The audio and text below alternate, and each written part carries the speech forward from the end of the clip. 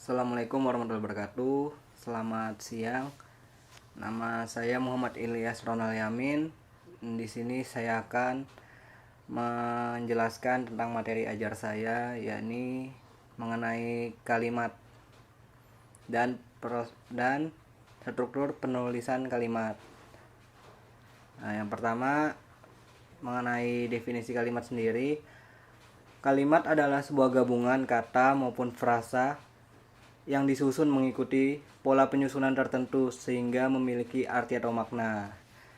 Menurut Keraf, ia mendefinisikan kalimat sebagai satu bagian dari ujaran yang didahului dan diikuti oleh kesenyapan, sedang intonasinya menunjukkan bagian ujaran itu sudah lengkap. Nah, dalam sebuah komunikasi, kalimat memiliki peranan yang penting untuk menyampaikan informasi, pendapat, menanyakan sesuatu, bahkan sebagai bentuk ekspresi diri.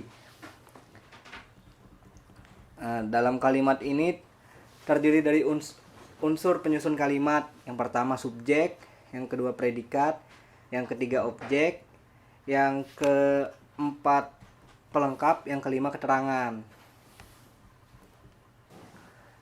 Subjek sendiri dalam kalimat digunakan sebagai unsur pokok untuk mendampingi predikat yang berfungsi untuk menandai apa yang dinyatakan. Sedangkan predikat menggambarkan keterangan objek, dapat berupa situasi, status, ciri, atau jati diri subjek. Objek berguna untuk melengkapi kata kerja, dapat berupa kata kerja benda atau frasa kata benda. Pelengkap berfungsi untuk melengkapi predikat. Sama dengan objek, namun dalam pelengkap tidak memiliki fungsi khusus pada saat pemasifan kalimat. Keterangan ini bisa mengenai waktu, mengenai tempat. Setelah penjelasan yang saya sampaikan, berikutnya kita akan mempraktekkan sedikit mengenai penulisan kalimat yang benar sesuai struktur kalimat itu sendiri. Jadi di sini saya akan sedikit memberi penjelasan mengenai contoh kalimat. Misalnya contoh kalimat dengan benar ya. Contoh kalimat. Di sini saya mengambil pada kalimat ayah Doni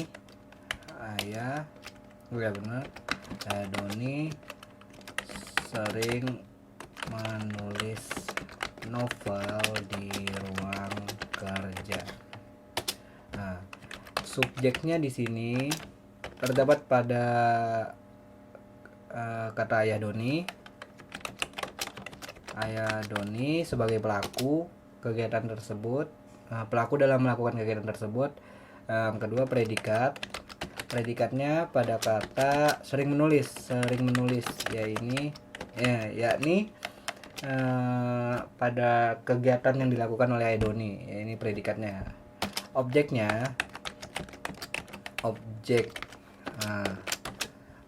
di sini pada kata novel. Novel ini seperti apa yang akan ditulis dan dikerjakan oleh ayah Doni tadi. Nah, keterangannya pada kata di ruang kerja. Karena di ruang kerja ini melambangkan keterangan tempat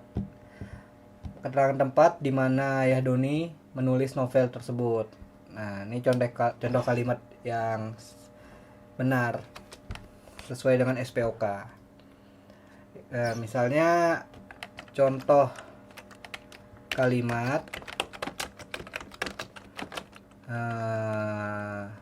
berpola subjek dan predikat saja.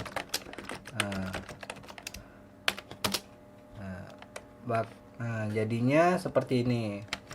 Kakak memasak. Subjeknya sudah jelas, yakni kakak sebagai pelaku utama, dan predikatnya ini memasak. Nih. Kalau misalnya cuma subjek dan predikat ini sudah jadi kalimat sih sebenarnya, karena kalimat yang sempurna minimal harus ada subjek dan predikat sebagai pembangun kalimat tersebut. Nah, terus ada contoh kalimat berpola SPO, yakni subjek predikat objek. Nah, misalnya ibu memasak nasi goreng. Nah, subjeknya jelas pada ibu sebagai pelaku, predikat, predikatnya ini memasak. Kegiatan yang dilakukan oleh ibu tadi, dan objeknya yakni nasi goreng. Nah, nasi goreng di sini sebagai objek yang dihasilkan dari predikat yang dilakukan oleh subjek.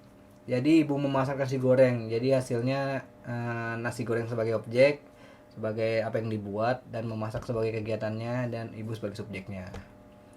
Nah, terus contoh kalimat berpola SPK. Pola SPK ini subjek predikat keterangan. Tidak ada objek di sini, dan bentuknya seperti ini. Ibu memasak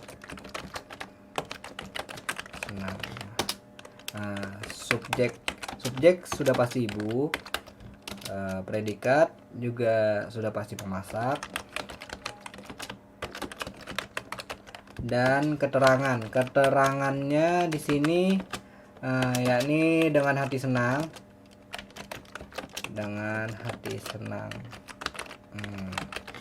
Maksudnya keterangan dengan hati senang sendiri, di mana ibu memasak dengan keadaan atau keterangan suasana perasaannya ibu itu. Jadi dapat dikatakan kalau hati senang ini sebagai keterangan di mana mengenai perasaan ibu saat memasak.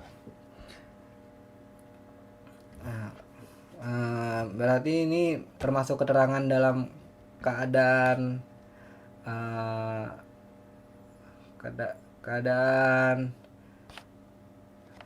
psikis dari ibu itu sendiri, di mana ibu memasak dengan hati senang.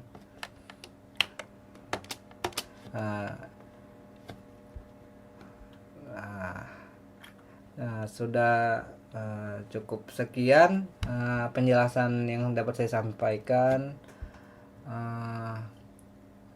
Hanya beberapa contoh saja yang dapat saya tampilkan karena keterbatasan ilmu yang saya miliki juga, dan dalam menghemat waktu, video yang diambil ini, jadi saya sudahi penjelasan saya mengenai contoh kalimat. Kurang lebihnya saya mohon maaf. Selamat mengerjakan untuk adik-adik siswa, dan selamat mempraktekkan. Semoga ilmu yang saya sampaikan bermanfaat.